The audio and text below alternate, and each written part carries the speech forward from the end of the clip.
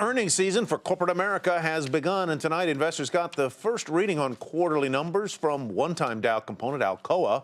The aluminum giant posted profits that came in a little better than expected, 9 cents a share compared with estimates of about a nickel a share, and this excludes charges for closing smelters. But revenues missed analyst estimates, falling to $5.4 billion on lower aluminum prices. Still, the CEO, Klaus Kleinfeld, sounded upbeat on the company's prospects, saying global growth is solid.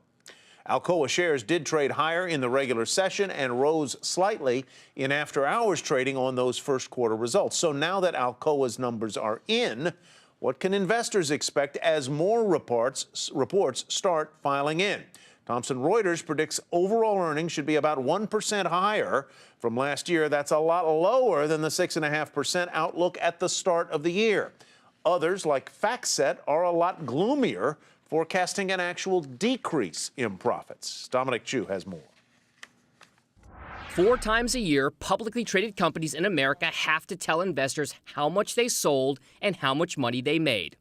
Earnings season kicks off this week, and investors will be laser focused on those results given the near record highs in the stock market. With valuations as high as they are, and certainly they're bumping against the highs of historical norms, there has to be a focus on earnings. And I think we have had so much disruption in this quarter with regard to the weather and other factors that there's an increased level of anxiety, which is understandable. That increased level of anxiety could be a big part of the recent pullback in stocks.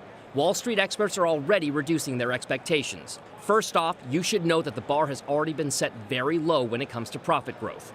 According to Thomson Reuters, analysts expect just a paltry 1% growth in profits for S&P 500 companies from the same time last year.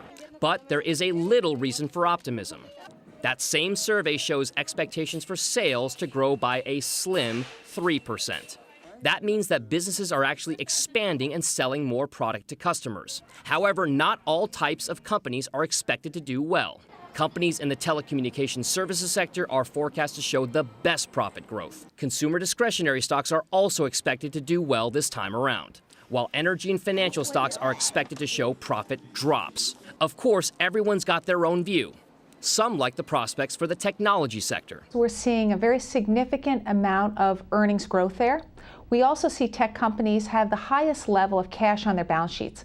So they're fundamentally sound. They have a lot of cash to deploy. They could be reinvesting in their businesses.